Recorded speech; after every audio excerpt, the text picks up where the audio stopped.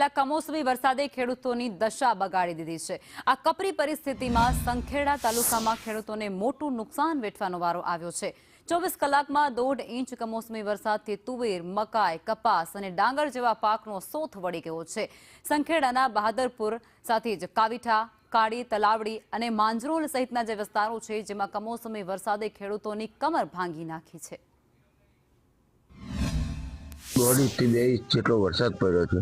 એનાથી સદંતર અમારે તુવેર, કપાસ અને મકાઈ જે અમારે વધુ પડતું અહીં વાવેતર થઈ રહેલું છે, જે અત્યારે સદંતર નિષ્ફળ ગયા છે। જે સાંજે રાતે જે વરસાદ પડ્યો એ ખેતી લાયક માટે બહુ નુકસાનકારક છે અને બધાની તુવરો, મકાઈ જે બધું પાણીમાં રાતે બુડી ગયું હતું, અત્યારે પાણી ઓસરી ગયું છે।